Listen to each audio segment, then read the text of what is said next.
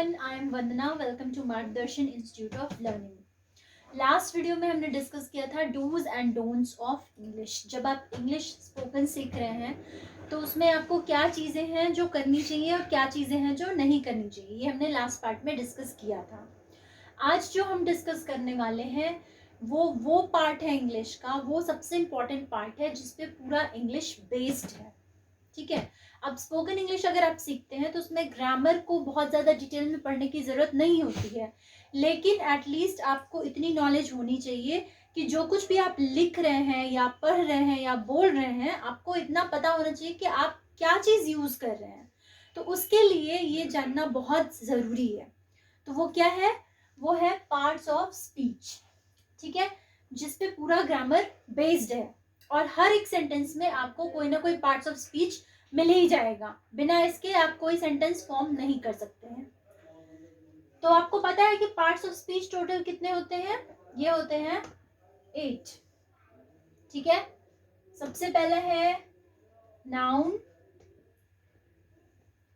Pronoun, adjective, verb, adverb, conjunction, preposition, and last one is interjection। ठीक है, ये 8 parts होते हैं जिसपे पूरा का पूरा ग्रामर बेस्ड होता है। Noun, pronoun, adjective, verb, adverb, conjunction, preposition और इंटरजेक्शन। अब इनका रोल क्या है, ये कैसे सेंटेंसेस में यूज होते हैं, इसके बारे में हम पढ़ते हैं। तो चलिए सबसे पहले डिस्कस करते हैं कि नाउन क्या है। अब नाउन क्या होता है? तो नाउन आपको पता है कि noun is a name of a person, place, animal और थिंग। जितनी भी चीजें हैं, जितने भी लोग हैं, जितनी भी प्लेसेस हैं, थिंग्स हैं, सबके नाम को हम क्या कहते हैं? नाउन कहते हैं। और अभी अगर आप करंट की डेफिनेशन देखें तो नाउन क्या है कि all the things that we can touch, we can feel और वी कैन सी। हर वो चीज जिसको आप देख सकते हैं, छू सकते हैं, महसूस कर सकते हैं, वो सारी चीजें क्या आती हैं? नाउन की कैटेगरी में आती हैं। अगर आप कोई मूवी देखते हैं तो वो क्या है? वो नाउन है। मूवीज, क्रिकेट, हॉकी, ये सब चीजें क्या हो गई? नाउन हो गई। नाम है टेलीविजन, तो वो क्या हो गई? नाउन हो गई। कोई भी चीज जो आप टच कर सकते हैं वो नाउन हो गई। फीलिंग वाली चीजें हो गई, लव, इमोशन, कुछ भी इस तरीके की चीज, ऑनेस्टी जो कि फीलिंग से रिलेटेड है, इमोशन से रिलेटेड है, आप फील कर सकते हैं, वो सारी चीजें क्या आती हैं? नाउन की कैटेगरी में आती हैं। अब आप जब सेंटेंस फॉर्मेशन करते हैं उसमें नाउन का क्या रोल है? तो अभी डेफिनेशन की बात हमने कर ली, तो जब सेंटेंस फॉर्मेशन होगा उसमें इसका क्या रोल है ये आप समझते हैं। देखिए सेंटेंस कैसे बनता है? Subject plus verb plus object से। ठीक है। अब इसमें सब्जेक्ट क्या होता है? जो डूअर है, जो काम करता है, वो होता है सब्जेक्ट। और जिसके ऊपर प्रभाव पड़ता है, ये जो भी काम करता है उसका असर जिसके ऊपर होता है वो होता है हमारा ऑब्जेक्ट। ठीक है। और जो काम किया जाता है सब्जेक्ट के द्वारा वो होता है वर्ब। तो अब नाउन का क्या पे रोल होता है इस सेंटेंस में, वो जानते हैं। आप देखिए सब्जेक्ट के प्लेस पे जो भी वर्ड आ रहा है, सब्जेक्ट के प्लेस पे जो भी वर्ड हम यूज करते हैं वो क्या होता है? नाउन होता है। ये आपको याद रखना है। ठीक है। For example, Sita likes cricket. ठीक है। अब यहाँ पे सीता कौन है? डूअर है, सब्जेक्ट है ये सेंटेंस का। ठीक है। काम कौन कर रहा है? पसंद किसको है? क्रिकेट। सीता को पसंद है, तो सीता हो गई सब्जेक्ट। और सीता को क्या पसंद है? क्रिकेट पसंद है। क्रिकेट हो गया हमारा ऑब्जेक्ट। और पसंद करना ये हो गया वर्ब। तो अभी हम वर्ब की और ऑब्जेक्ट की बात नहीं कर रहे हैं, अभी हम बात कर रहे हैं सीता की, नाउन की बात कर रहे हैं। तो इसमें हम क्या देखेंगे कि जो भी सब्जेक्ट ही प्लेस पे आ गया वो क्या हो जाएगा? नाउन हो जाएगा। ठीक है। कभी भी आप देखिए कि सब्जेक्ट के प्लेस पे जो भी वर्ड आएगा वो नाउन हो जाएगा। इसका मैं आपको एक और एग्जांपल बताती हूँ। Walking is good for health, ठीक है, walking is good for health. अब इस सेंटेंस में इस जो है ये वर्ब है और हेल्थ जो है ये ऑब्जेक्ट के प्लेस पे आया है और सब्जेक्ट के प्लेस पे एक वर्ड आ रहा है वॉकिंग। अब अगर आप ऐसे देखें तो आपको लगेगा कि वॉकिंग क्या है, वर्ब है, लेकिन ये वर्ब नहीं है। यहाँ पे ये डूअर का काम कर रहा है, ये बता रहा है कि हेल्थ के लिए क्या चीज अच्छी है। तो हेल्थ के लिए कौन अच्छा है, वॉकिंग अच्छा है। तो वॉकिंग यहाँ पे एज अ सब्जेक्ट यूज हुआ है, इसलिए ये भी हो गया नाउन। ठीक है, अगर आपने ग्रामर पढ़ी होगी या पढ़ेंगे आगे तो आप जानेंगे कि आईएनजी अगर सब्जेक्ट के प्लेस पे आ रहा है वर्ब में लग के तो वो जीरेंड कहलाता है और जीरेंड बिल्कुल नाउन की तरह एक्ट करता है। तो आपको बस सिंपली इतना ध्यान रखना है कि सब्जेक्ट की प्लेस पे कोई भी वर्ड आएगा वो नाउन होता है, चाहे वो आईएनजी के फॉर्म में ही दे रखा है, अगर वो सब्जेक्ट की प्लेस पे आ रहा है तो वो नाउन होगा। तो नाउन का यहाँ पे सबसे इंपॉर्टेंट रूल है। इसके साथ एक और चीज आपको समझनी है कि मोस्टली सेंटेंसेस में जो ऑब्जेक्ट के प्लेस पे वर्ड आता है वो भी क्या होता है, वो भी नाउन होता है। ठीक है, सिर्फ याद रखने के लिए मैं आपको समझा रही हूँ क्योंकि एक्सेप्शंस बहुत होते हैं इंग्लिश में, इसलिए यहाँ पे ध्यान रखिएगा कि सब्जेक्ट और ऑब्जेक्ट के प्लेस पे अगर कोई वर्ड आ रहा है तो वो क्या हो जाएगा, नाउन हो जाएगा। अब सीता जो है ये क्या थी, एक लड़की का नाम है, गर्ल का नाम है। और क्रिकेट क्या है, ये एक स्पोर्ट का नाम है, ये एक गेम है। तो नाम आ रहा है तो ऑब्वियसली वो क्या हो जाएगा, नाउन हो जाएगा। तो सब्जेक्ट और ऑब्जेक्ट इन दोनों प्लेसेस पे जो भी वर्ड आते हैं वो क्या होंगे, नाउन कहलाते हैं, नाउन आते हैं वहां पे। ठीक है, नेक्स्ट इज प्रोनाउन।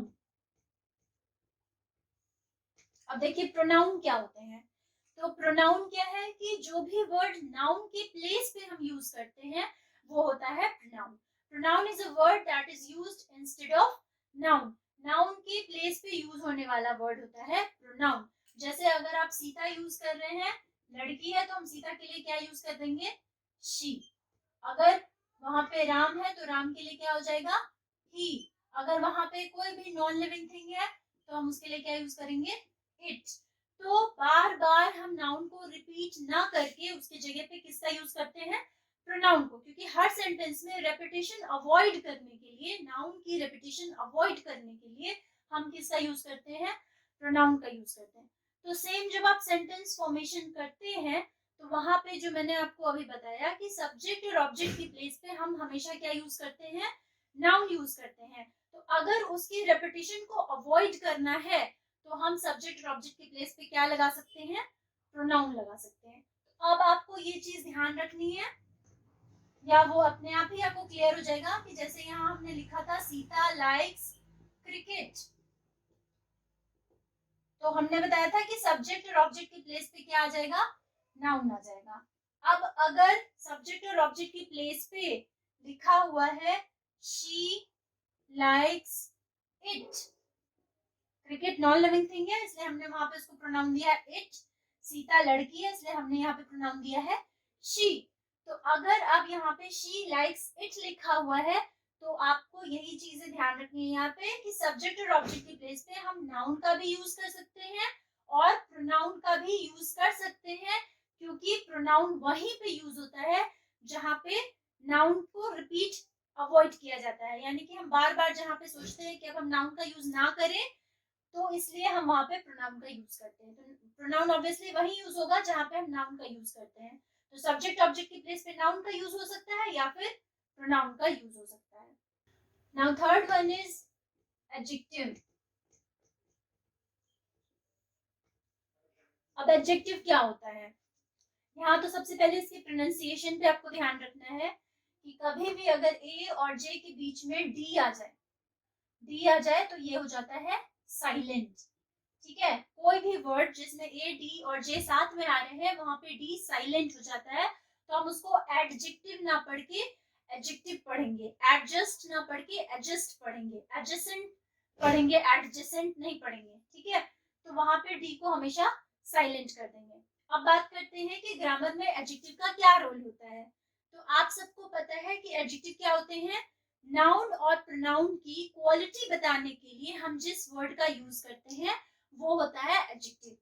ठीक है, जैसे सीता इज ब्यूटीफुल। अब मैंने आपको बताया था सब्जेक्ट, वर्ब, ऑब्जेक्ट सॉरी। अब यहाँ पे सीता इज ब्यूटीफुल में सीता किसके प्लेस पे आ गई? सब्जेक्ट के प्लेस पे। वो आपको नोन है कि ये नाउन है, ठीक है। ऑब्जेक्ट के प्लेस पे भी मैंने आपको बताया था कि नाउन आएगा या फिर प्रोनाउन आएगा, लेकिन मैंने आपको एक्सेप्शन भी बताया था। तो वो एक्सेप्शन कैसे फाइंड आउट करेंगे आप, ये आपको समझना है। देखिए यहाँ पे सेंटेंस है सीता इज ब्यूटीफुल, यानी सीता कौन है या सीता कैसी है, कैसा क्वेश्चन बना रहे हैं हम। तो यहाँ हम क्वेश्चन बना रहे हैं कि सीता कैसी है, सीता कौन है नहीं बना रहे। अगर कौन का या क्या का क्वेश्चन बनेगा तो आप समझ लीजिए कि ऑब्जेक्ट की प्लेस पे हम नाउन का यूज कर रहे हैं, ठीक है। अगर वहां व्हाट से क्वेश्चन बने या हु से क्वेश्चन बने, इसका मतलब है कि यहाँ पे आप नाउन का यूज कर रहे हैं। लेकिन अगर क्वेश्चन हाउ का बन रहा है तो आप श्योर रहिए इस चीज को लेके कि यहाँ आप किसी न किसी क्वालिटी की बात कर रहे हैं, यानी यहाँ पे या तो आप एडजेक्टिव का यूज कर रहे हैं या फिर आप एडवर्ब का यूज कर रहे हैं, ठीक है। तो अगर हाउ से क्वेश्चन बनेगा तो हमेशा ध्यान रखना है कि वो क्वालिटी मेंशन कर रहा है, वो नाउन और प्रोनाउन को नहीं बता रहा है, ठीक है। तो यहाँ हो गया कि सीता कैसी है, तो जब कैसी का सेंस आ गया तो आपको समझ लेना है कि यहाँ पे क्वालिटी डिफाइन हो रही है और बात हो रही है सीता की। तो सीता कैसी है? सीता ब्यूटीफुल है, इसलिए नाउन की क्वालिटी बता रहा है एडजेक्टिव, ठीक है। Sita is beautiful. तो कभी भी हाउ से क्वेश्चन बने तो आपको ये समझ लेना है कि ऑब्जेक्ट के प्लेस पे अगर हमें कोई हाउ से रिलेटेड क्वेश्चन वर्ड कोई बन रहा है, कोई क्वालिटी वहां पे आ रही है, तो वो या तो एडजेक्टिव होगा या फिर एडवर्ब होगा। उसको नाउन या प्रोनाउन समझ के कोई आंसर नहीं करना है हमें। ये स्पेशली मैं उन लोगों के लिए भी बता रही हूँ जो लोग कॉम्पिटिटिव एग्जाम्स की प्रिपरेशन कर रहे हैं, या अगर आप कोई चीज रिटर्न में करते हैं तो आपको ये चीजें पता होनी चाहिए कि वहां पे वो किसकी क्वालिटी बता रहा है और किस चीज को मेंशन कर रहा है। तो एडजेक्टिव का क्वेश्चन कभी भी सेंटेंस में आए तो हमेशा ध्यान रखना है आपको कि अगर हाउ से क्वेश्चन आ रहा है वो कोई ना कोई क्वालिटी होगी, और अगर हु से क्वेश्चन आ रहा है, व्हाट से क्वेश्चन आ रहा है, वेयर से क्वेश्चन आ रहा है, मोस्टली सेंटेंसेस में वो क्या होते हैं? नाउन होते हैं। आगे चलते हैं, नेक्स्ट वन इज वर्ब। अब देखिए वर्ब क्या होता है, तो वर्ब के बिना तो आप कोई भी इंग्लिश का कुछ भी बना ही नहीं सकते, क्योंकि सबसे इम्पोर्टेंट पार्ट होता है ये, बिना इसके कोई काम ही नहीं हो सकता। तो वर्ब का मतलब ही क्या होता है? एक्शन, ठीक है। जो भी काम हम करते हैं, जो भी चीजें हम करते हैं, वो सब क्या होता है? वर्ब होता है। और काम कौन करता है? काम करता है सब्जेक्ट। सब्जेक्ट मैंने ऑलरेडी आपको बताया नाउन या प्रोनाउन होता है, और वो क्या करता है? वो वर्ब करता है, एक्शन करता है, और जिसका प्रभाव किसके ऊपर पड़ता है?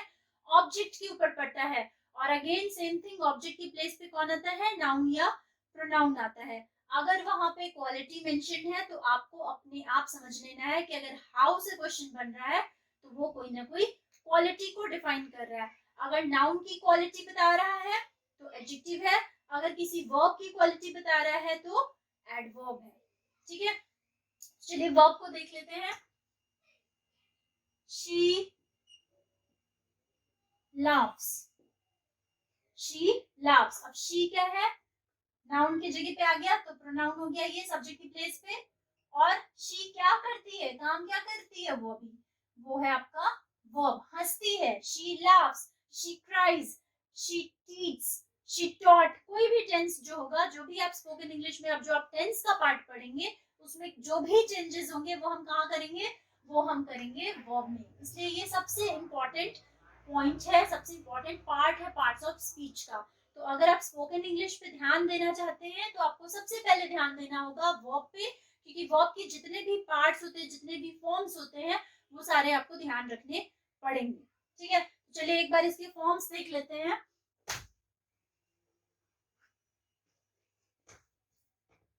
टोटल इसके 5 फॉर्म्स डिफाइन किए गए हैं। First form, second form, third form, fourth form और फिफ्थ फॉर्म, ठीक है।